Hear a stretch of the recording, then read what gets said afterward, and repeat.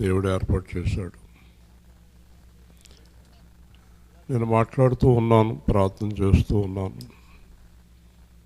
మరి ఇలాగా సువార్త ఏర్పాటు చేస్తున్నారు, ప్రయాసపడుతున్నారు. ఏది వద్దంటే కూడా అన్నీ చేస్తున్నారు.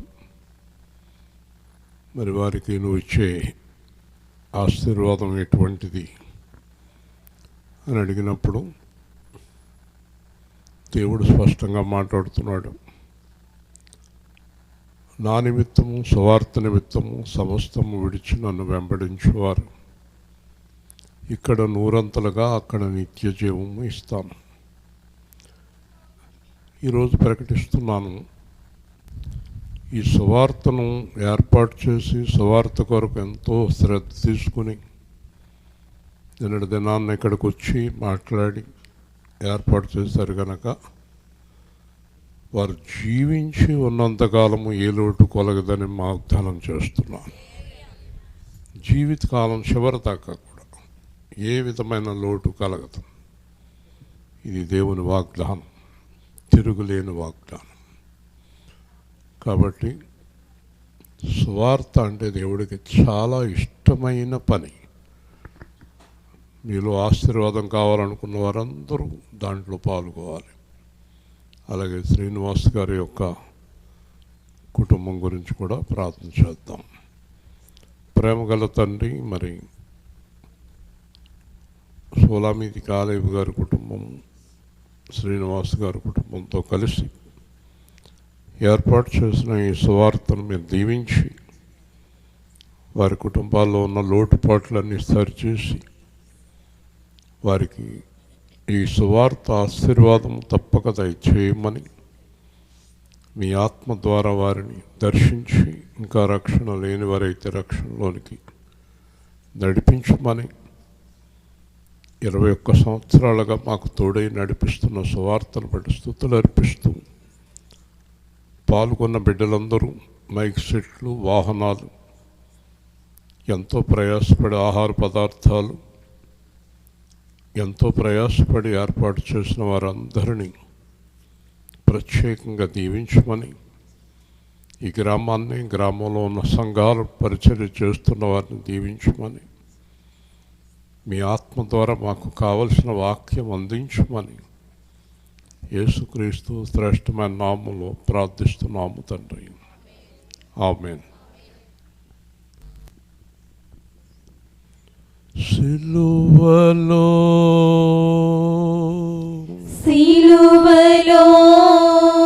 నీవు కార్చిన రక్తం,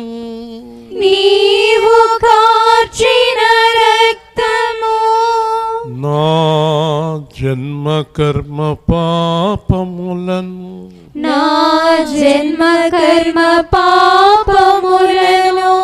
తుడచివేసెను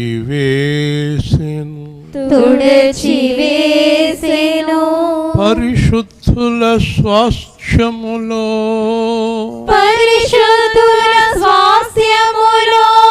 నన్ను స్థిరపరచెను.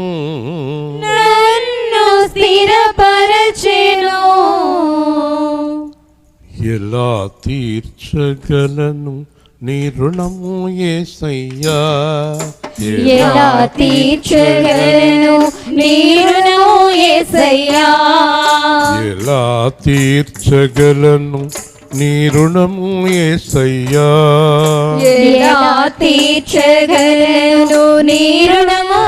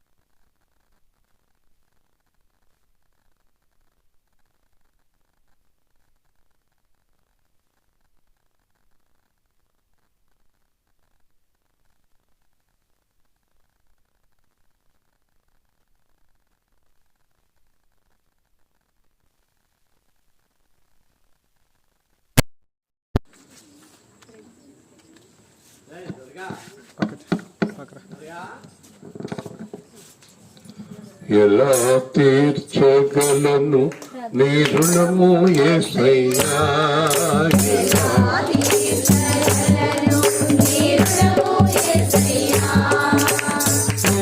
కొరకై కలువరిలో నా కొరకై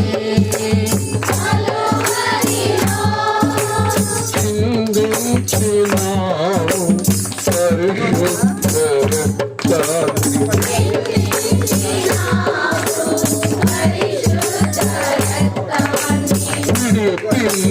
విడిపించినావు అపవాది నుండి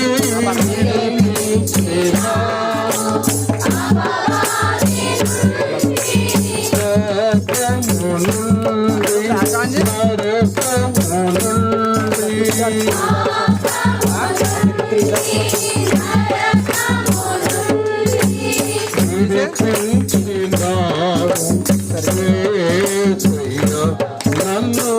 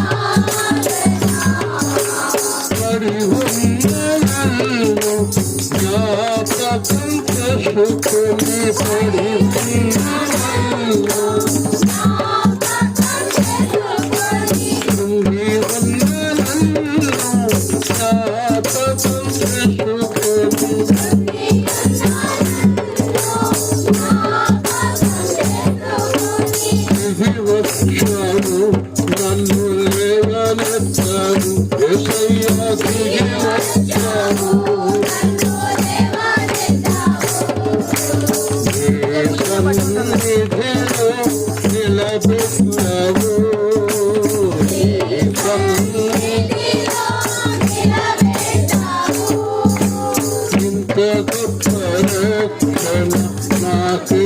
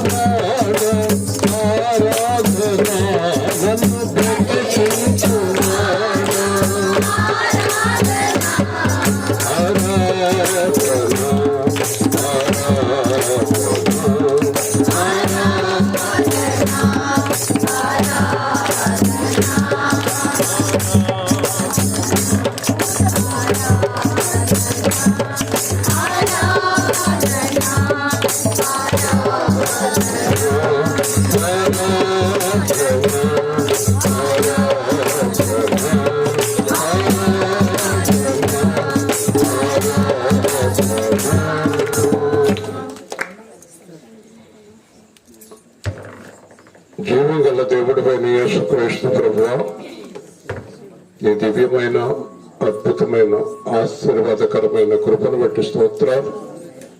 ఈ సమయంలో ప్రత్యేక ప్రార్థన, ఆరోగ్యం కొరకు, ఆవేదన కొరకు, సంపూర్ణ విడుదల కొరకు చేస్తున్నాము తండ్రి. మీ దివ్యమైన ఆత్మ సహాయముతో ఎవరెవరు అనారోగ్యాలతో, వేదనతో, రకరకాలైన ఇబ్బందులతో ఉన్నారో వారందరినీ పూర్తిగా ఈ సమయంలో స్వస్థపరిచి సంపూర్ణమైన ఆరోగ్యము, వేదన నుంచి విడుదల, శోధన నుంచి విడుదల, దురాత్మ నుంచి విడుదల, అంధకార శక్తి నుంచి విడుదల, సంపూర్ణమైన విడుదల వారందరికీ దయచేయమని యేసు నామములో అడుగుతున్నాము తండ్రి. కూర్చుందాం. కరెంట్ వచ్చిందా? సరే, పైకి మార్చుతున్నారు.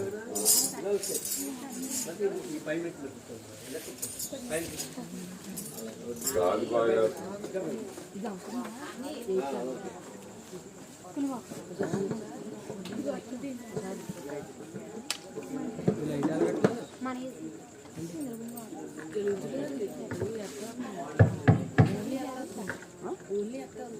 ఆనంద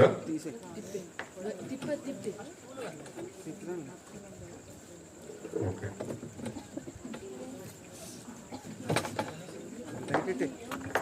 లైట్ పెట్టే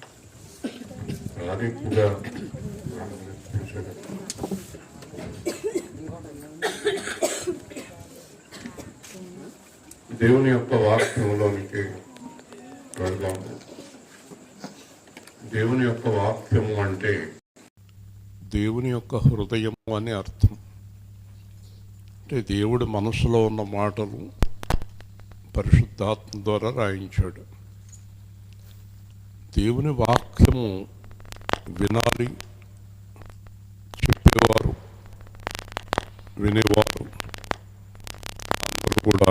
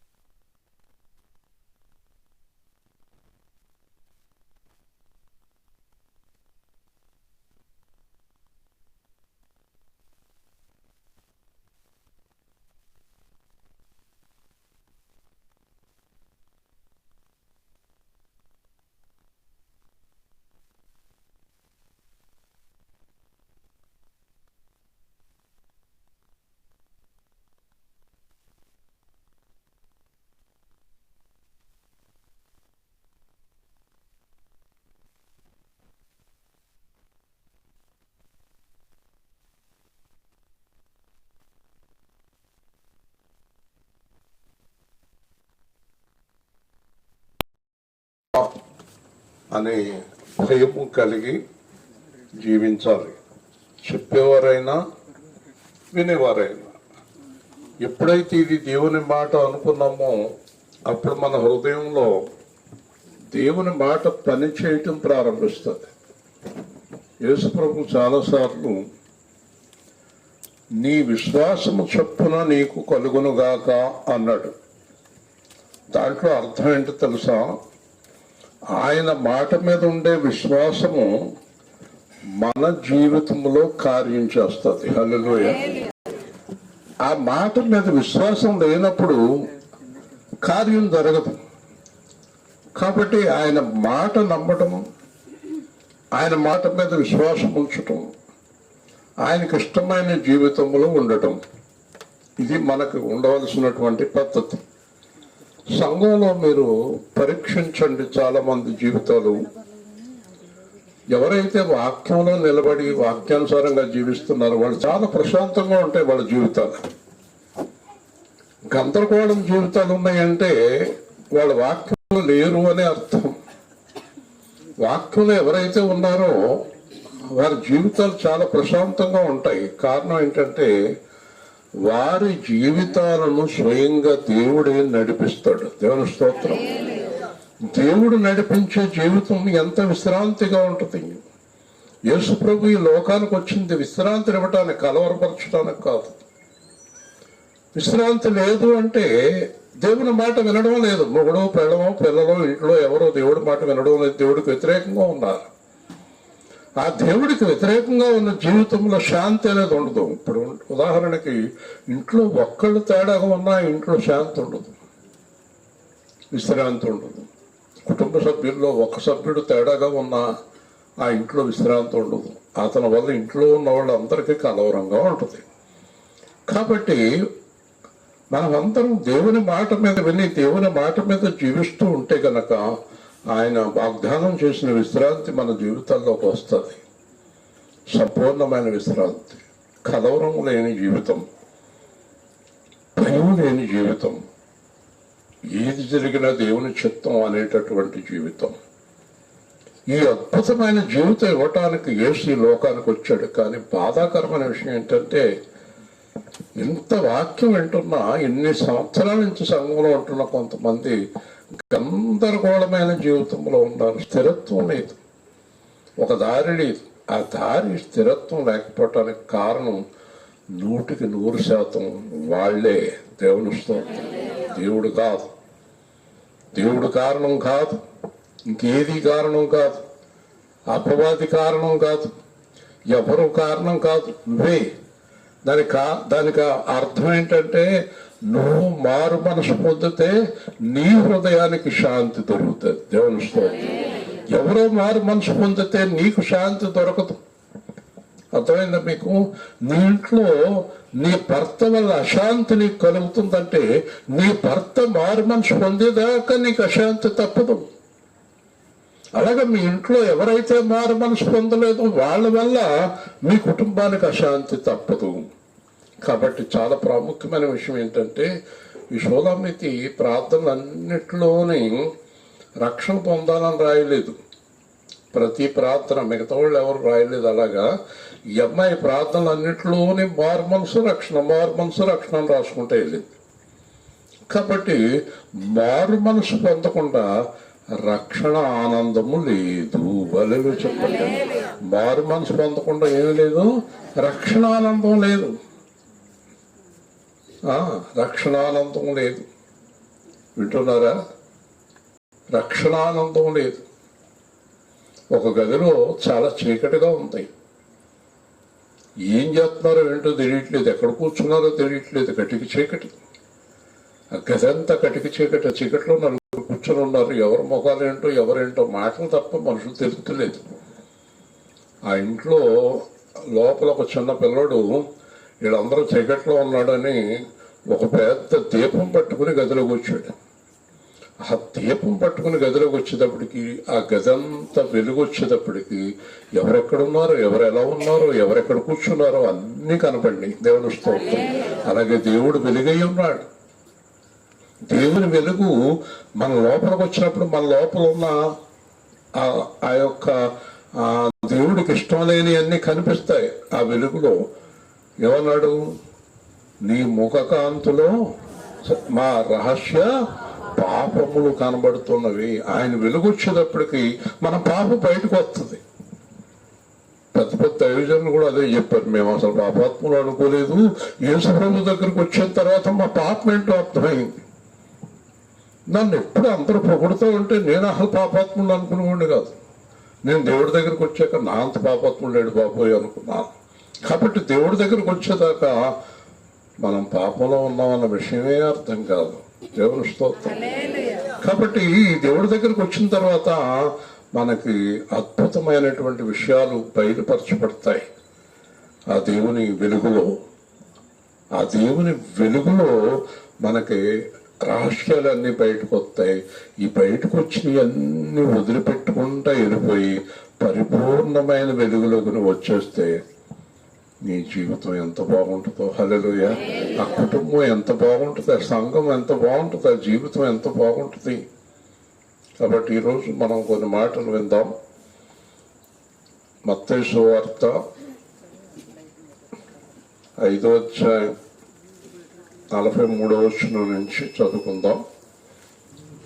మత్తయి సువార్త 5వ అధ్యాయం 43. నేను చదువుతాను, మీ ఎవరి దగ్గర మైకులు లేవు కదా, నేను చదువుతాను, జాగ్రత్తగా వినండి. కరెంటు లేకపోవటం వల్ల మనకు ఒక అదృష్టం ఏంటంటే అందరం దేవుడు మాటలు వింటాం. లేదా ఇటు ఎవరి ఇల్లు ఏంటి, ఎవరి ఇంటి అన్ని కూడా చూస్తూ ఉంటాం. అర్థమైందా? ఎవరిని చూడకుండా దేవుడి మాటలు వినడానికి ఇది ఒక అవకాశం. చదువుతున్నాను చూడండి. నీ పొరుగువారిని ప్రేమించి నీ శత్రువును ద్వేషించమని చెప్పబడిన మాట విన్నారు కదా. నేను మీతో చెప్పినది ఏమనగా, అంటే దేవుడు స్వయంగా మనతో ఏం చెప్తున్నాడంటే, మీరు పరలోకమందున్న మీ తండ్రికి కుమారుడై ఉన్నట్లు మీ శత్రువులను ప్రేమించుడి, మిమ్మల్ని హింసించే వారి కొరకు ప్రార్థన చేయండి. చూసారా, ఆయన చెడ్డవారి మీద మంచివారి మీద, ఆయన చెడ్డవారి మీద మంచివారి మీద కూడా వెలుగును ప్రకాశింపచేస్తున్నాడు. నీతిమంతుల మీద అవినీతిమంతుల మీద వర్షం కురిపించున్నాడు. మీరు మిమ్మల్ని ప్రేమించిన వారిని ప్రేమించిన ఎడల మీకు ఏమి ఫలము కలుగును? సుంకరులు అలాగే చేయుచున్నారు కదా. మీ సహోదరులకు మాత్రం వందనము చేసిన ఎడల మీరు ఎక్కువ చేయుచున్నదేమి? అన్యజనులు అలాగే చేయుచున్నారు కదా. మీ పరలోకపు తండ్రి పరిపూర్ణుడు గనక మీరును పరిపూర్ణులుగా ఉండాలి. మీరు జాగ్రత్తగా వాక్యాన్ని శ్రద్ధగా వినండి, చాలా జాగ్రత్తగా వింటే. ఇప్పుడు నేను జాగ్రత్తగా వినండి. 28 సంవత్సరాలు అయింది నేను యేసు ప్రభువులోకి వచ్చి. 28 సంవత్సరాల్లో ఈ వాక్యాన్ని పాటించిన వారిని, సేవకులు కానీ విశ్వాసులు కానీ ఒక్కళ్ళు చూడలేదు నేను. 28 సంవత్సరాలు నా సేవ జీవితంలో ఈ వాక్యాన్ని పాటించిన వారిని ఒక్కరిని చూడలేదు. అంటే నేను కూడా లేననే కదా అర్థం. ఏ వాక్యాన్ని? ఈ వాక్యాన్ని ఎవరు పాటించరు, చెప్పుకుంటారు. కానీ నీకు ఆశీర్వాదం రావాలంటే ఈ వాక్యం పాటించిన తర్వాత నీకు ఆశీర్వాదం ఇస్తాడు దేవుని స్తోత్రం. అర్థమైందా? ఈ వాక్యాన్ని పాటించడం ఎందుకు కష్టం అంటే, మొట్టమొదట పొరుగువారిని ప్రేమించాలి, అలాగే శత్రువుని ద్వేషించమని చెప్పబడిన మాట విన్నారు కదా. పాత నిబంధన కాలంలో మోషే ధర్మశాస్త్రంలో చెప్పబడిన మాట చెప్తున్నాడు యేసు ప్రభు. అప్పుడు మోషే ద్వారా రాయబడినటువంటి ఆ మాటల్లో దేవుడు మళ్ళీ దానికి అమెండ్మెంట్ చేశాడు, సవరణ చేశాడు.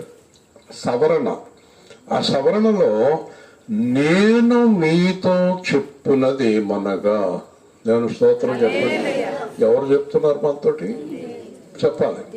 పాస్టర్ గారే యేసు ప్రభు చెప్పాలి, నోరు తెరవాలి. యేసు ప్రభు మనతో చెప్పినదేమనగా అంటే యేసు ప్రభు చెప్పినట్టు చేయాలవుతా? చెయ్యాలి. నేను మీతో చెప్పినదేమనగా, మీలో ఎవరైతే అనుసరించలేదో నేను గాని మీరు గాని, మనకి ఆశీర్వాదం ఆగిపోయింది. కథలు వద్దు మనకి, ఏమైనా చేయగలవు, కథ మొత్తం కథ మారుతూ ఏంటి, కథలేంటి అసలు ఆ పాటలో కథ అనే మాట వాడకూడదు, ఆ పాట పాడకూడదు. కథ మార్చగలవేంటి, కథ ఇది, జీవితం ఇది. అలాంటి పాటలు పాడకూడదు. పూర్వం రాసిన పాటలు అద్భుతమైన పాటలు, యెహోవా నా బలమా, ఈ దేవునికి స్తోత్రం, ఇలాంటి పాటలు పాడితే దేవుడు సంతోషిస్తాడు. కథలేంటి, కథలేం మారుతాడు? కథలయ్యి జీవితం ఇది, కథ కాదు. దేవుని స్తోత్రం. ఈ కథలు అనే పాటలు పాడకూడదు. కదా అంటే ఎలాగైనా మారుతాడు అని చూస్తా కూర్చుంటావు ఏంటి? ఎలా మారుతాడు, ఎందుకు మారుతాడు? నువ్వు మారే వరకు మార్చడు కదా. యూట్యూబ్లో ఈరోజు మీకు ఒక అద్భుతం జరుగుతుందని చెప్పాడు నాకు ఓ పాస్టర్ గారు, పెద్ద పాస్టర్ గారు. ఈరోజు మీకు ఒక అద్భుతం జరుగుతుంది అన్నాడు. ఆ అద్భుతం ఏంటంటే రాలింగ్లో బస్సు ఆఫీసర్, ఇక్కడేమో కరెంటు పోయింది, అదే అద్భుతం. అలాంటి మాటలు అమ్మకూడదు మనం. ఏమో అద్భుతాలు జరుగుతాయండి, ఎందుకంటే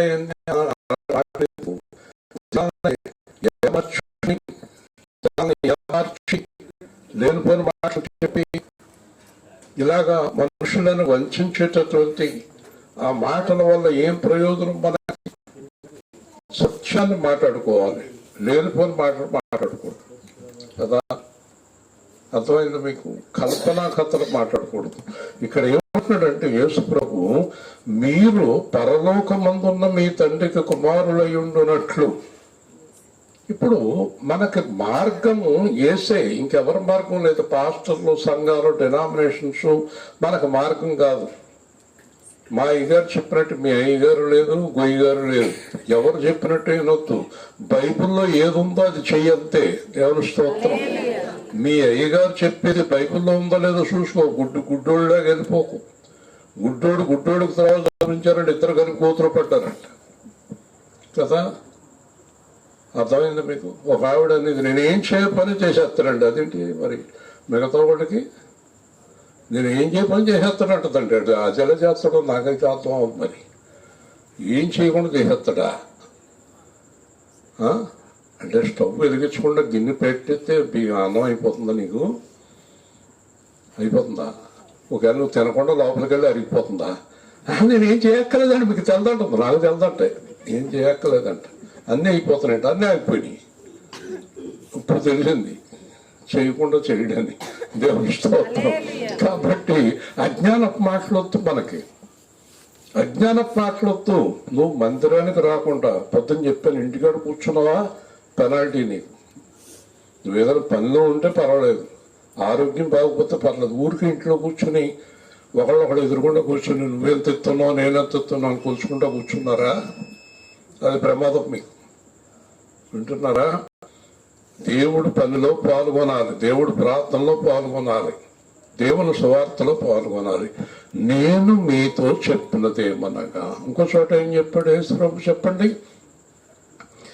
నేను చెప్పినది చేయకుండా ఇక్కడికి వచ్చి ప్రభువా ప్రభువా అని అంటారు, ప్రాణ బయటకు అన్నాడు. దేవుని స్తోత్రం. నేను చెప్పింది చేయకుండా నా దగ్గరికి ఎందుకు వచ్చావు కదండి. ఇప్పుడు మన వెనకాల చర్చి వెనకాల బిల్డింగ్ కడుతున్నారు కదా, ఏమీ చేయకుండా విశ్వాసరాజు కాగితం పట్టుకొచ్చి 18,000 అయిందంటే ఇస్తానా? అతని ఇవ్వాలి, లేదా స్వాతి ఇంట్లోంచి పట్టుకెళ్ళి ఇవ్వాలి. నేనైతే ఇవ్వను. ఆ 18,000కి తగిన పని నాకు అక్కడ కనిపిస్తేనే ఇస్తాను. మరి దేవుడు ఇచ్చేస్తాడా? ఊరికి ఇచ్చేస్తాడా? ఎవడట? ఏం చేయాలట? యేసుక్రీస్తులాగా మీరు ఉండాలనుకుంటే, అసలు మనం ఎవరిలాగా ఉండాలి చెప్పండి? ఎవరిలాగా? యేసులాగే ఉండాలి. యేసుక్రీస్తులాగా మీరు ఉండాలనుకుంటే శత్రువులను ప్రేమించండి. చెప్పండి, అందరూ గట్టిగా చెప్పాలి, ప్రతి నోరు చెప్పాలి. అస్సలు ఎట్టి పరిస్థితుల్లోనూ ప్రేమించం. నిజం చెప్పండి, మీరు ఎవరైనా శత్రువును ప్రేమించాలని అన్నవారు చేయెత్తగలరా?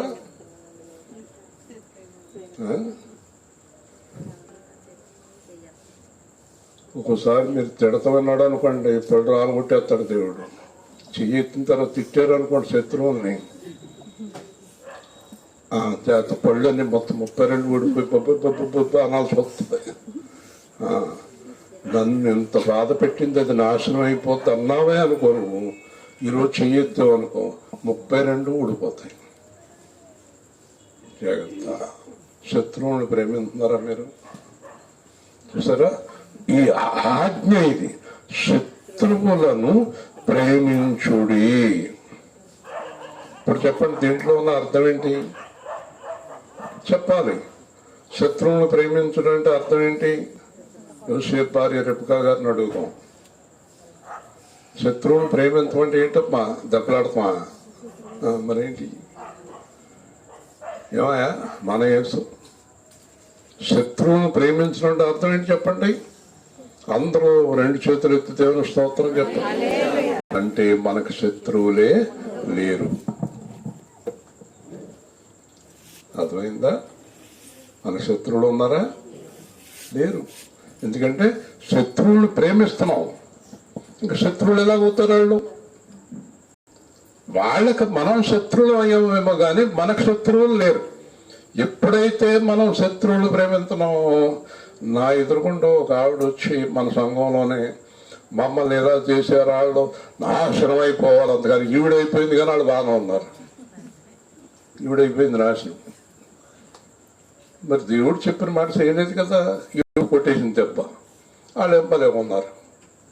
అంచేత నీకు శాపం పెట్టే అధికారాలు కూడా ఉన్నాయి. ఇంక శాపం పెట్టే అధికారం ఉంటే అది ఎవరన్నా బతుకుతాను, ఆ అధికారం నీకు లేదు, నాకు అసలు లేదు. దేవుని స్తోత్రం. అంటే మన కోపముచ్చిన అందరూ చెప్పించుకుంటే వెళ్ళిపోతే ఎవరుంటారు చివరికి? కోపముచ్చిన వాళ్ళు అందరినీ చెప్పించుకుంటే వెళ్ళిపోతే ఎవరుంటారు చివరికి? ఎవరుంటారు? మనం కూడా ఉండవు. ఎందుకంటే మన మీద మనకే కోపం వద్దు. సరే నా బతుకు అనుకుంటా, నువ్వు కూడా పోతావు. అర్థమైంది ఇప్పుడు? చూసారా? కాబట్టి దేవుడు చెప్పిన అద్భుతమైన మాట ఏంటి? శత్రువులను చెప్పాలి అంటే మీరు ఇప్పుడు ఎవరిని ఏమీ అనకూడదు. పొద్దున్న లెగిసి పురాణాలు మొదలు పెట్టకూడదు. పురాణం అంటే బూతులు తెగ తిడుతుంది. ప్రభువా ఆడ నాశనం నేను చూడాలంటే ఈ లోపల ఈవిడైపోతుంది కదా. ఇప్పుడు చెప్పండి, మీలో ఎవరైతే శత్రువులను ప్రేమించలేదో వాళ్ళకి దేవుని ఆశీర్వాదం దూరంగా వెళ్ళిపోయింది. హల్లెలూయా. వాక్యాన్ని యథార్థంగా ధ్యానం చేయాలి మనం.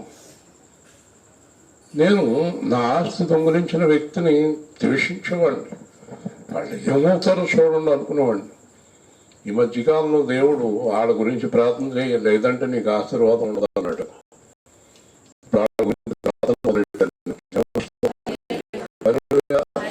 చూసారండి, శత్రువులు ఏం చేయాలి? చెప్పాలి గట్టిగా. తర్వాత కోరుకుంది నేను చెప్పు. శత్రువులు ఏం చేయాలి?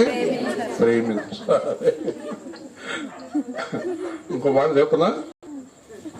ఒకని ప్రవర్తన ప్రీతికరమైనప్పుడు యెహోవాకి శత్రువులను మిత్రులుగా చేయను.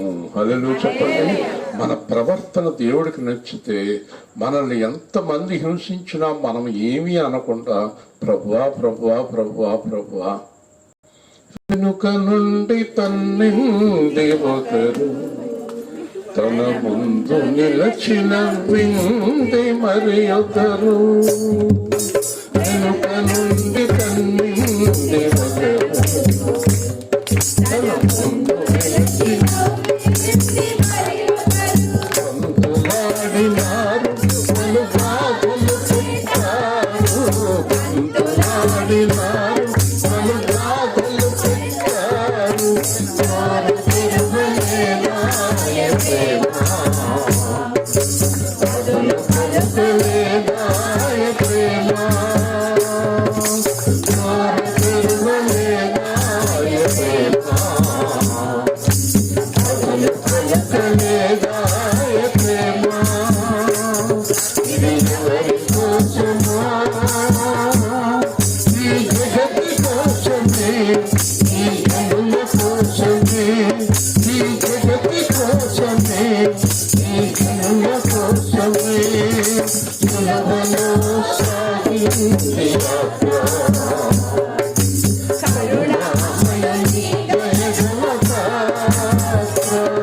ఏం జరిగినట్టు దేవుడు ఆయన్ని గురించి కూడా ప్రార్థన చేశాడు కనుక దేవుడు ఏం చేశాడు? ఆయన్ని సర్వాధికారిగా సింహాసనం మీద కూర్చోబెట్టుకున్నాడు. హల్లెలూయా.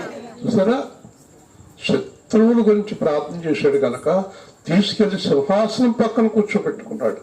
ఇప్పుడు వాళ్ళందరి మీద అధికారి వేసి నువ్వు కూడా అభివృద్ధి కావాలంటే ఈ రోజు ఈ వాక్యం ద్వారా ఒకవేళ నీకు ఎవరైనా శత్రువులు ఉన్నా వాళ్ళ మిత్రులుగా వాళ్ళు ఎలాగైనా ఉండని, నువ్వు మాత్రం వాళ్ళని ప్రేమించు. దేవుని స్తోత్రం. దేవుని ఆజ్ఞ ఇది. మనం అలా కాదండి అనకూడదు, అలా కుదరదండి అనకూడదు, మనం అసలు కుదరదండి అనకూడదు. శత్రువులను ప్రేమించుడి, మిమ్మల్ని హింసించే వారి కొరకు ప్రార్థన చేయండి. హింసించే వారి పేర్లన్నీ రాసుకో. నిన్ను బాధ పెట్టేవాళ్ళు, నిన్ను హింసించేవాళ్ళు, నిన్ను దూషించేవాళ్ళు పేర్లన్నీ రాసుకో. వాళ్ళ గురించి ప్రార్థన మొదలుపెట్టు. శత్రువులనేమో ప్రేమించాలట, హింసించు వారి కొరకు ప్రార్థన చేయాలంట. కానీ మనం ప్రార్థన ఎవరి గురించి చేస్తున్నాం? ఎవరి గురించి? ఒక ఆవిడ ప్రార్థన ఏమని చేస్తుంది? మా ఆయన్ని కాపాడు, నన్ను కాపాడు, నా కూతుర్ని కాపాడు, నా కొడుకుని కాపాడు, నా కోడలను కాపాడు, నా అల్లుని కాపాడు, మా కూతురికి వచ్చిన గర్భాన్ని కాపాడు, మా కూతురికి రాబోయే గర్భాన్ని కూడా కాపాడు. మొత్తం సోదంతా ఇంటి గురించే. అసలు ఇంకెవ్వరి గురించి ప్రార్థన చేయదండి. ఆవిడ కడుపు, ఆవిడ కూతురు కడుపు, ఆ కోడల కడుపు, అంతే. ఇంకెవరి కడుపుల గురించి చేయవా? ఇప్పుడు ఇదే ప్రార్థన. అసలు నువ్వు ప్రార్థన చేయవలసింది నీ గురించి కాదు, నీ ఇంటి వారి గురించి కాదు, మిమ్మల్ని హింసించే వారి గురించి చేయాలి. దేవుని స్తోత్రం. ఇప్పుడు మిమ్మల్ని హింసించే వారి గురించి మీరు ప్రార్థన చేసినప్పుడు మిమ్మల్ని ఎవరు హింసిస్తున్నారో వాళ్ళని దేవుడు చూస్తాడు. దేవుడు చూస్తాడు. మీరేమో ప్రార్థన చేస్తున్నారు, వాళ్ళేమో హింసిస్తున్నారు. మీరేమో ప్రార్థన చేస్తున్నారు, వాళ్ళేమో హింసిస్తున్నారు. అప్పుడు దేవుడు వాళ్ళకి తీర్పు తీరుస్తాడు. దేవుడు తీర్పు తీర్చే పని మనకి లేదు.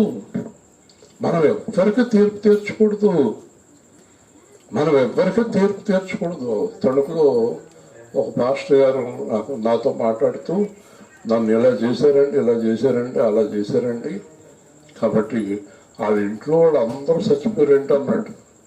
పాస్టర్ గారు చనిపోయాడండి, పాస్టర్ గారు చనిపోయిందండి, వాళ్ళ అబ్బాయి చనిపోయాడండి, నన్ను చాలా బాధ పెట్టారండి, ఏంటి ఇలా మాట్లాడుతున్నాడేంటి, అలా మాట్లాడకూడదు కదా అనుకున్నా. అలాగ అనుకున్న తర్వాత 15 రోజులకి ఫోన్ వచ్చింది నాకు, ఆడావిడ చచ్చిపోయిందని. మళ్ళీ 2 నెలలకి ఆడమ్మాయి చచ్చిపోయింది. తర్వాత 2 సంవత్సరాలకి ఆయన పోయాడు. చూసారండి, అనవసరం. అలాగే నిన్ను హింసించారు కాబట్టి అలా చచ్చిపోయారా? అసలు ఎట్టి పరిస్థితులను కూడా మనం ఎవరికి తీర్పు తీర్చే అధికారం మనకు దేవుడు ఇవ్వలేదు. మీరు ఇంటికాడ చూసుకోండి, మత్తయి సువార్త 7లో మీరు తీర్పు తీర్చవద్దు అన్నాడు. దేవుని స్తోత్రం. మనం ఎవ్వరికి ఎప్పుడు తీర్పు తీర్చకూడదు, ఎందుకంటే తీర్పు తీర్చే అధికారము మనకు లేదు. నెంబర్ 1, తీర్పు తీర్చే అధికారం మనకు లేదు. 2, తీర్పు తీర్చేంత గొప్పవాళ్ళము కాము మనం. దేవుని స్తోత్రం. మనలో కూడా చాలా లోపాలు ఉన్నాయి, భయంకరమైన లోపాలు ఉన్నాయి ప్రతి మనిషిలోనూ కూడా. కాబట్టి నీ కంటిలో ఏముందన్నాడు? దూరం ఉంది, అది తీసేసి నీ కంటిలో నలకుందప్ప అని చెప్పమన్నాడు, అంతే. తీర్పు తీర్చొద్దన్నాడు. కాబట్టి మీరు హింసించు వారి కొరకు ప్రార్థన చేయండి. యోసేపు చరిత్ర చూడండి. యోసేపుని అన్నదమ్ములందరూ కలిపి పాడిపడిన బావులు తోషించారు. తర్వాత ఎవరికో అమ్మేశారు. తర్వాత పోతీఫర్ దగ్గరికి వెళ్ళాడు. తర్వాత వాళ్ళ ఆవిడ గురించి బాధపడి జైలుకి వెళ్ళాడు. మీరు ఎప్పుడైనా ఆ చరిత్ర చదివారా? జైలుకి వెళ్ళారు. జైల్లో ఎవరికో కళలు వస్తే అర్థం చెప్పాడు. రాజుగారి దగ్గరికి వెళ్ళారు. రాజుగారు యోసేపుని మొత్తం ఐగుప్తు దేశం మీద అధికారిగా నియమించారు. అందరూ దేవుని స్తోత్రం. గట్టిగా చెప్పండి. ఇప్పుడు ఐగుప్తు దేశం అంతటి మీద అధికారం ఎవరికి ఉంది చెప్పాలి? యోసేపు. యోసేపు ఏం చేయాలి? అన్నదమ్మును తీసుకొచ్చి జైల్లో వేయాలి. పోతీఫర్ వాళ్ళ ఆవిడని తీసుకొచ్చి జైల్లో వేయాలి. చెరసాల్లో అతన్ని బాధ పెట్టిన వాడిని తీసి జైల్లో వేయాలి. ఎవరి మీదైనా కక్ష తీర్చుకున్నాడా? ఇప్పుడు ప్రభుత్వాల పని ఏంటి? ఒకళ్ళ మీద ఒకళ్ళు ఏం చేస్తున్నారు? కక్షలు తీర్చుకుంటున్నారు. దేవుని స్తోత్రం చెప్పండి. మరి యోసేపు కక్ష తీర్చుకున్నాడా? మాట్లాడరేంటి? కక్ష తీర్చుకునేది సరి కదా, వాళ్ళందరినీ పోషించాడు, ఆహారం పెట్టి శత్రువుని. గట్టిగా దేవుని స్తోత్రం. చూసారండి, అందుకే యోసేపు యేసుక్రీస్తు లాంటి వాడు అంటారు. కాబట్టి మన శత్రువు మన ఇంటికి వచ్చి భోజనం లేదన్నాడు అనుకోండి. ఉదాహరణకి నా ఆస్తి దొంగిలించిన వ్యక్తి ఏమీ లేకుండా ఇంట్లో అందరూ బయటికి గెట్టేసి 3 పిల్లలిద్దరూ మళ్ళీ ఏర్పూరు వచ్చి మా ఇంటికి వచ్చి ఆవిడ దగ్గరికి వచ్చి మా ఇద్దరికి భోజనం లేదంటే మేము జీవితకాలం వాళ్ళిద్దరికి భోజనం పెడతాం. దేవుని అర్థమైందా మీకు? మనకు దేవుడు నేర్పింది అది, అంతేగాని ఒకటి ఎవరు పాడైపోవాలో అనుకోవద్దు. అలా అనుకోవటం నష్టమే. శత్రువులను ప్రేమించండి. మిమ్మల్ని హింసించేవారు నాశనం అయిపోవాలని కోరుకోవద్దు. హింసించేవారి గురించి ఏం చేయాలి? రోజు ఏం చేయాలి? ప్రార్థన చేయాలి. అలా ప్రార్థన చేసినప్పుడు వాళ్ళలో మార్పు రావచ్చు, వాళ్ళు మారిపోవచ్చు, వాళ్ళు మంచివారు అవ్వచ్చు, వాళ్ళ రక్షణలోకి రావచ్చు, వాళ్ళు దేవుడి రాజ్యానికి మనతో పాటే రావచ్చు. ఆపదలో నన్ను వెన్నంటి ఉన్నా నా కాపరి నీవై నన్నాసుకుంటివి. ఆపదలో నన్ను వెన్నంటి ఉన్నా నా కాపరి నీవై నన్నాసుకుంటివి. లోకమంతయు నన్ను విడిచినా, ఈ లోకమంతయు నన్ను విడిచినా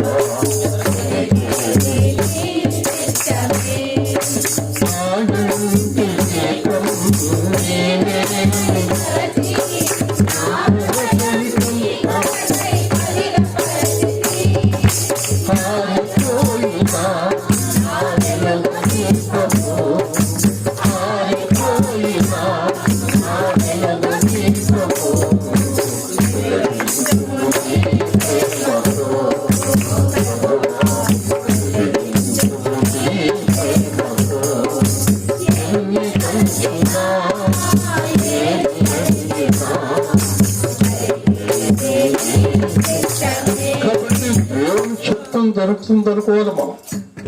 ఒకవేళ మన మీద శత్రువు అధికారిగా ఉన్నాడు అనుకోండి, కంగారు పడక్కర్లేదు, అది కూడా దేవుని చిత్తం అనుకోవాలి మనం. మన జీవితంలో ప్రతిదీ కూడా దేవుని చిత్తం అని అనుకోవాలి. అక్కడ పారిపోయి ఏంటి గాలికి దేవుని చిత్తము అనుకోవాలి. దేవుని చిత్తం అనుకున్న తర్వాత చెప్పండి, దేవుని చిత్తం అనుకున్న తర్వాత చెప్పాలి, తీర్పు తీర్చవచ్చా? చెప్పండి. ఇది దేవుని చిత్తము అనుకున్న తర్వాత దానికి వ్యతిరేకంగా మాట్లాడొచ్చా? కదండి. పెళ్ళైన 15 సంవత్సరాలకి 3 పిల్లలు పుట్టిన తర్వాత సగం జీవితం అయిపోయాక ఈ పెళ్లి దేవుని చిత్తం కాదనుకుంటే ఏం చేయాలి? ఇంకా అంతా మొత్తం మునిగిపోయింది, అంతా అయిపోయాక దేవుని చిత్తం కాదనుకుంటే అప్పటికే సగం జీవితం అయిపోయింది. కాబట్టి ఇప్పుడు కూడా మనం ఇది దేవుని చిత్తము కాదు అని అనుకోకూడదు. ఇంకో మాట చెప్పనా, దేవుని మాట ప్రకారం జీవించేవారి జీవితంలో ఎప్పుడు దేవుని చిత్తమే జరుగుతుంది. హల్లెలూయా. దేవుని మాట ప్రకారం జీవించాలి మనం. అప్పుడు దేవుడు వాళ్ళ జీవితంలో దేవుని చిత్తం జరిగిస్తాడు. యోసేపు అనుకున్నాడు, దేవుని చిత్తం అనుకున్నాడు, అంతే, దేనికి బాధపడలేదు. యోబు ఏమనుకున్నాడు చెప్పండి? యెహోవా ఇచ్చెను అనుకుంటారు మీరు? మీ దగ్గర ఒకవేళ ఈ సాయంత్రం సువార్త బయలుదేరేటప్పుడు 1000 రూపాయలు కనపడలేదు అనుకుంటారా మీరు? సువార్తకి బొంత కిందో తలడి కిందో పరుపు కిందో పెట్టి తెల్లవాళ్ళు నిరిగినప్పుడే కింద పడిపోయింది. అది మంచం కింద ఉంది చూడవు. సువార్తకు రావు. ఆ 1000 రూపాయల గురించి పైకి ఏమంటావు? ఎంత పోయినా నేను దేవుడి కోసం జీవిస్తానంటావు, రావు కదా. కొంతమందికి ఇల్లు సర్దుకునేటప్పుడు ఏదైనా కనబడకపోతే సువార్తకి ప్రార్థనకి రారు. ఆ సర్దుకుంటే పూర్తి అయిపోవాలి. తర్వాత మిగతా కూడా దేవుడు కూడా తర్వాత ముందు సర్దుకోవాలి. ఎవరు సర్దుతారు? మీరు సర్దుతారు వచ్చాను. పైగా నన్ను ఒకవేళ మీరు ప్రార్థనకి రాలేదు, ఏంటంటే సువార్తకి రాలేదు, మీరు సర్దుతారా మా ఇంటికి వచ్చి? నాకు సర్దుతం రాదు. నువ్వు సర్దిని పీకెత్తాను నేను అనుకుని. నాకు సర్దుతం రాదు. నాకు ప్రార్థన చేయటం ఉంటే వచ్చు. ఈవిడి ఎక్కడ పెట్టినవన్నీ మళ్ళీ తీసేస్తానని నాకు మా ఇద్దరికి రోజు గొడవే. ఇక్కడ పెట్టాను, ఇది ఏదంటది, నేను తీసి అక్కడ పెట్టాను. కాబట్టి సర్దుతం రాదు కదా. వాక్యం చెప్పడం వచ్చు.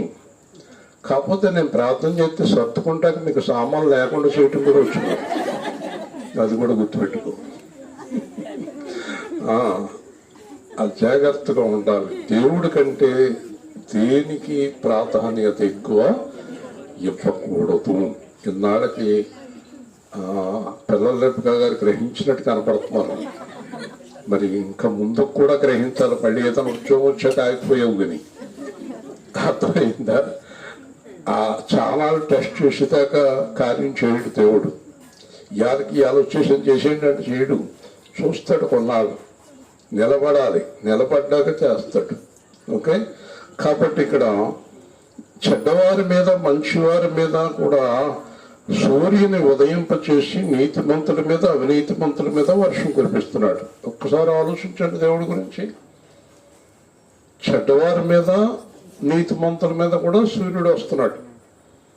చెడ్డవారి మీద మంచివారి మీద కూడా వర్షం పడుతుంది. అవునా కదా? చెప్పండి. దేవుడు ఆఫ్ చేయలేడా? ఆఫ్ చేయలేడా? చెడ్డవారి మీదకి వర్షం ఆపగలడా? ఆపలేడా? నీతిమంతులుగా వర్షం కూరంటే వర్షం నీతిమంతుల మీద కురుతుంది. వేల్పూర్లో కురు వర్షం రాలింగలో కురద్దు అన్నాడంటే ఆగిపోద్ది. రాలింగలో కురవదు, వేల్పూర్లో కురుస్తుంది. లేదా కేశవరంలో కురు, అత్తిల్లో కురద్దు అన్నాడంటే అత్తిల్లో ఆగిపోతుంది, కేశవరంలో కురుస్తుంది. ఎందుకంటే ఐగుప్తీయులు ఇశ్రాయేలు జనాంగాన్ని బాధలు పెడుతున్నప్పుడు ఐగుప్తీయుల ఇళ్లలో చీకటి, ఇశ్రాయేలు ఇళ్లలో వెలుగు చూపించాడు. హల్లెలూయా. అంటే ఏదైనా చేస్తాడు ఆయన, కానీ అలా చేయలేదట ఆయన. అందరికీ సూర్యుడు, అందరికీ వెలుగు కదండి. అందరికీ వర్షం కురిపిస్తున్నాడు. ఒకరోజు నేను బెంగళూరు ప్రాంతంలో ఉన్నప్పుడు ఒక పెద్ద రౌడీ ఉండేవాడు, పెద్ద గూండా. అతనికి పెద్ద బ్యాచ్ ఉండేది. ఓ రోజున అతను అన్నాడు, మూర్తి గారు మా తోటలోకి రావాలి మీరు ఇవ్వాలన్నాడు. నువ్వు నీకు తోట ఒకటి ఉందంటే అనుకున్నాను నేను. గ్యాంగ్ లీడర్ అతను. నాకు తోట ఉందంటే అన్నాడు. వీడి తోట ఎలా ఉంటుందో, ఈ రౌడీ గడి తోట అనుకుని నేను కారు వేసుకుని తోటలోకి వెళ్తే తోట అంతా ఫలవృక్షాలు, రకరకాల పళ్ళు, చాలా గొప్పగా ఉంది తోట. నేను చాలా అయోమయం అయిపోయింది. ఇంత రౌడీకి ఇంత మంచి తోట ఉంది, పైగా తోట అంతా పళ్ళుతోటి, చెట్లన్నీ ఫలవృక్షాలతో ఉందండి అనుకుంటే, తర్వాత యేసు ప్రభువులోకి వచ్చాక నాకు జవాబు దొరికింది. మంచోడికి చెట్టోడు కూడా చెట్లు కాయలు కాసేస్తున్నాయి. దేవునిష్టం.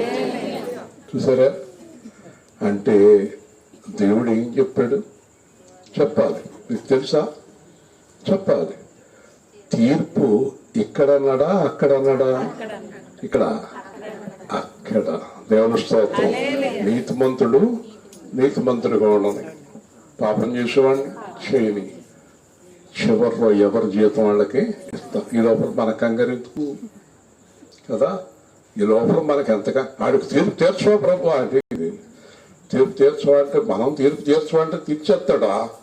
తీర్చడు. చివరి దాకా చూడాలి. మన పనేంటి? చెప్పాలి. ప్రార్థించటమే. హల్లెలూయా. మన పనేంటి? ప్రేమించటం. చెప్పండి. మన పనేంటి? ప్రేమించటం. రెండు చెప్పాలి. ప్రేమించటం, ప్రార్థించటం, అవసరమైతే వాళ్ళకి క్యారేజీ పట్టుకెళ్తాం. భోజనం కూడా పెట్టాలి. ఇలా చేస్తారు ఎవరైనా? చేస్తారండి? లోపల మండిపోతుంటే భోజనం పెడతారా? లోపల ఎంత కోపం వచ్చేస్తుంటే పట్టుకెళ్ళి పాలిస్తారా? ఇవ్వరు కదా. కానీ అదే మారు మనసు. హల్లెలూయా చెప్పండి. ఆ మనసు నువ్వు తెచ్చుకున్నావు అనుకో, ఆ మార్పు నువ్వు చెందావు అనుకో, యేసుక్రీస్తు లాంటి మనసు నీకు వచ్చిందని అర్థం. హల్లెలూయా. అప్పుడు నీకు ఆశీర్వాదం ఉంటుంది. ఎవరి దగ్గర? దేవుడి దగ్గర నుంచి ఆశీర్వాదం వస్తుంది. కాబట్టి నీవు నిన్ను ప్రేమించిన వారిని ప్రేమించిన ఎడల ఏమి ఫలము కలుగును? సుంకరులు అలాగ చేస్తున్నారు. మీ సహోదరులకు మాత్రమే వందనం చేసిన ఎడల ఎక్కువ చేయించున్నదేమి? అన్యజనులు అలాగే చేయించున్నారు. అందరూ అలాగే ఉన్నారు బయట. జాగ్రత్తగా వినండి. బయట వారు అందరూ అలాగే ఉన్నారు. కానీ నువ్వు పరలోక సంబంధివి, నువ్వు ప్రత్యేకించబడిన దానివి, నువ్వు ప్రత్యేకించబడి కాబట్టి నువ్వు జీవించే విధానము యేసుక్రీస్తులాగా ఉండాలి. హల్లెలూయా. క్రైస్తవులు అంటే అర్థమేంటి? క్రీస్తు అనుచరుడు. యేసుక్రీస్తులాగా ఉండాలి.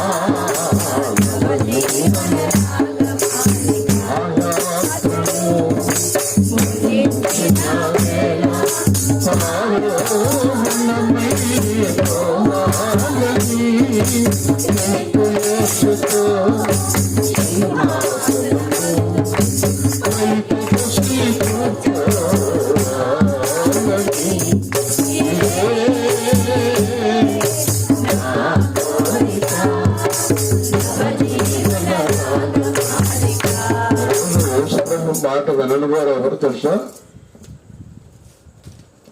యేసు ప్రభు మాట ఖచ్చితంగా వినని వారు ఎవరంటే మొట్టమొదట సేవకులు, తర్వాత విశ్వాసులు. అన్యులు వింటున్నారు ఆయన మాట. యేసు ప్రభులో ఉన్న వాళ్ళు వినరు. ఒకవేళ నువ్వు ఎవరితోటైనా గొడవ పడిన దగ్గరకు వచ్చావనుకో, నేను చూసాను చాలా మంది, ఆవిడకి నాకు గొడవ అయిందని అని వస్తుంది. పునః ఆవిడని ప్రేమించి మీరు ప్రేమించండి అంటే వెళ్ళిపోతుంది. అదేంటో మరి నాకేం అర్థమవుతుంది. నేను ప్రేమించాలంట, ఆవిడ గొడవ పెట్టుకుంటుందంట. ఎంతమందిని చూసానో సంఘంలో. చూడండి ఏమైపోతారంట. ఏమవుతారండి? ఏమి అవ్వరు కదా. పాస్టర్ గారు ఒక ఆయన మనకు వ్యతిరేకంగా చేస్తున్నాడండి. ఆ పాస్టర్ ఉండకూడదు అంటున్నాడు, అసలేమో ఈడు ఉండకూడదు అంటున్నాడు. ఇప్పుడు కరోనా దెబ్బ వాళ్ళు ఇద్దరు లేరు, ఇద్దరు పోయారు. అలా పోతారు. ఈ రోజున మీరు వాక్యం వింటే గనక చెప్పండి, మొదటిది అందరినీ పోతారు ప్రేమించాలి, రెండు ప్రార్థించాలి. చేస్తారా? చెయ్యకపోతే చెయ్యాలి. అది దేవుడు వాక్యంలో ఏం చెప్పాడో అది వినాలి. అసలు ఎవరు పోతే మనకు సంతోషం అండి కదా, చెప్పండి. ఆ మధ్యన ఏదో సినిమా వాళ్ళు చెప్తున్నారు ఛానల్ కిందట, మాట నచ్చింది నాకు. కృష్ణ గారి దగ్గరికి వచ్చి ఏదో సినిమా తీస్తున్నాం అని అంటున్నాడు, గుర్తులేదు కానీ అది నేను చూశాను. చూస్తుంటే మాట్లాడే ఏంటో సినిమా పేరు అని అడుగుతున్నాడు కృష్ణ. అతను అన్నాడు, అందరూ బాగుండాలి, అందులో మేము ఉండాలి. చెప్పండి, గట్టిగా చెప్పండి. అందరూ బాగుండాలి, అందులో. వాళ్ళెవరో అన్యులు. మీరు అంటారా మాట? మేము ఒక్కడమే బాగుండాలి, మా కుటుంబం మట్టుకే బాగుండాలి, అసలు మా సంఘం మట్టుకే బాగుండాలి, వేరే సంఘాలన్నీ సముద్రం అయిపోవాలి, మా కుటుంబం మట్టుకే అన్నం తినాలి. ఎవరన్నా మీ కుటుంబం అన్నం తింటుంటే మిగతా కుటుంబాలకు అన్నం లేకపోతే నేను తినేస్తారా? మీ ఇంట్లోకి వచ్చి మొత్తం మీరు తినేదంతా లోకి వెళ్ళిపోతుంది. దేవుని స్తోత్రం. హల్లెలూయా. తప్పు కదా ఇది. అన్నిలో బెటర్గా ఉన్నారు కదా మనకంటే. కాబట్టి ఈరోజు ముగించమని చెప్తున్నాను, మీరు అందరి కొరకు ప్రార్థన చేయాలి. వ్యత్యాసం చూడకూడదు, భేదం చూడకూడదు. చెప్పండి, అందరి కోసం. శత్రువుని ఏం చేయాలి? చెప్పాలి, ప్రేమించాలి. హింసించే వారి కొరకు ప్రార్థన చేయాలి. ప్రార్థన, ప్రేమ. చెప్పండి, ఈ రెండు తప్పేమి ఉండకూడదు. అదే యేసు ప్రభు అంటే. హల్లెలూయా. యేసు ప్రభు అంటే ఏంటి? ప్రేమ, ప్రార్థన. చెప్పండి, యేసు ప్రభు ఈ లోకంలో 33.5 సంవత్సరాలు జీవించి 3.5 సంవత్సరాలు సువార్త చేసినప్పుడు 3.5 సంవత్సరాలు 42 నెలలు 1260 రోజులు ప్రతిరోజు ఆ మహానుభావుడు చేసింది ఏంటంటే ప్రేమ, ప్రార్థన. గట్టిగా చెప్పాలి. హల్లెలూయా. మీరేం చేస్తున్నారు? ఈరోజు సువార్త అయ్యే లోపల నిర్ణయానికి రండి. మీరేం చేస్తున్నారు? నేను అదే చేస్తున్నాను. దేవుని స్తోత్రం. నాకు శత్రువులు ఎవ్వరు లేరు, ఎవ్వరు లేరు. ఒక పాస్టర్ గారు నేనంటే కొంత మన సంఘాలన్నీ బాగా పెద్దవి కనుక ఆయన కోపం ఇలా చూస్తాడు. ఆయన ఇలా చూస్తే నేను నవ్వుతాను. నేను నవ్వుతే ఇంకా పక్క పెట్టేస్తాడు. నేను ఇంకా నవ్వుతూనే ఉంటాను. మళ్ళీ చూస్తాడు, ఏం చేస్తున్నాడు, మళ్ళీ నవ్వుతూనే ఉంటాను.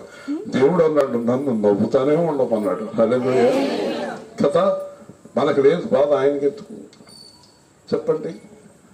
చూసారా, వాక్యాన్ని అనుసరించటమే దేవుని ఆజ్ఞ. దేవుని ఆజ్ఞ అంటే వాక్యాన్ని అనుసరించటమే. ఎవరిని ఏమనవద్దు, ఎవరిని విమర్శించొద్దు, ఎవరిని ద్వేషించొద్దు. ఇది మనకు ఎవరు నేర్పారు? చెప్పాలి, ఎవరు నేర్పారు? ఎవరు తెరవండి? యేసయ్య నేర్పాడు. మనం ఎవరిని అనుసరించాలి? యేసు ప్రభు నేను మార్గము, వాళ్ళ సత్యము, వాళ్ళ జీవం అన్నాడా? ఏమన్నాడు? చెప్పండి. నేనే మార్గము, నేనే సత్యము, నేనే జీవము, నా ద్వారా తప్ప దేవుడి దగ్గరికి ఎవరు రారు. చెప్పండి, నా ద్వారా తప్ప దేవుడి దగ్గరికి. చెప్పాలి, నా ద్వారా తప్ప. చెప్పండి, నా ద్వారా తప్ప దేవుడి దగ్గరికి ఎవరు రారు. అంటే అర్థం ఏంటి? నాలాగా ఉంటే తప్ప మీరు దేవుడి దగ్గరికి రారు. హల్లెలూయా. ఎలా ఉండాలి మనం? యేసులాగా. యేసులాగా అంటే వేషం కాదు, హృదయం. హృదయం యేసుక్రీస్తు కలిగిన హృదయం మనం కలిగి ఉండాలి. కాబట్టి మీ పరలోకపు తండ్రి పరిపూర్ణుడు గనక మీరు పరిపూర్ణులుగా ఉండాలి. మన దేవుడట పరిపూర్ణుడు. అంటే తొందరపడి మాట్లాడు, తొందరపడి నిర్ణయం తీసుకోడు.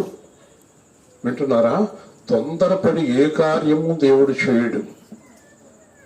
వింటున్నారా? మనకి చాలా తొందర ప్రతి విషయంలోని. ఆ తొందర పని అవ్వదండి. ఆయన పరిపూర్ణుడు. అలా చూస్తూ ఉండాలి మనం, అలా చూస్తూ ఉండాలి మనం. ఏదైనా సరే చూస్తూ ఉండాలి తప్ప తీర్పు తీర్చకూడదు. హల్లెలూయా. దేవుడు త్వరపడి తీర్పు తీర్చడు. యేసు ప్రభువు ఏం చెప్పాడు? తీర్పు తీర్చుటకు నేను ఈ లోకమునకు రాలేదు, తీర్పు తీర్చువాడు ఒకడు గలడు. హల్లెలూయా. దేవుడికే అప్పగించుకున్నాడు, ఆయన తీర్పు తీర్చలేదు. కానీ చాలా మంది పాస్టర్లు, ఎందుకంటే నేను 3 సంవత్సరాలు పాస్టర్లందరికీ అధ్యక్షుడిగా పనిచేశాను.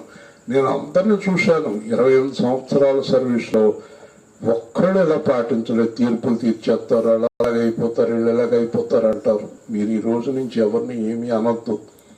ఏం చేయాలి? 2 విషయాలు గుర్తుపెట్టుకోండి. ప్రేమ, ప్రార్థన. చెప్పండి గట్టిగా. ప్రేమ గల తండ్రి, జీవాధిపతి అయిన ప్రభు, ఈ రాత్రి మీ సువార్తలకు స్తోత్రాలు. కరెంటు లేకపోయినప్పటికీ ఎలాంటి ఇబ్బంది లేకుండా అద్భుతమైన సువార్త జరిగించినందుకు స్తోత్రాలు. శ్రీనివాస్ గారు, వారి కుటుంబాన్ని, సోలామితి గారు, వారి కుటుంబాన్ని, పాల్గొన్న కుటుంబాన్ని, ఇంకా ఇక్కడ చుట్టూ ఉన్న కుటుంబాన్ని, గ్రామాన్ని, గ్రామ పెద్దల్ని, సంఘాలని, సాగుకున్న అందరిని ఆశీర్వదించండి. మిగిలి ఉన్న కార్యక్రమాన్ని క్రమంగా నడిపించి మీ నామానికి మహిమ తెచ్చుకోండి. యేసు నామములో అడుగుతున్నాము తండ్రి. రేపు రాత్రి మన మరి గారు ఏర్పాటు చేశారు మసీద్ దగ్గర. ఉందావిడ ఇక్కడ? ఎక్కడో చెప్పమ్మా, చూడు, తెలుసా? మసీద్ దగ్గర రేపు రాత్రి. మంచిది.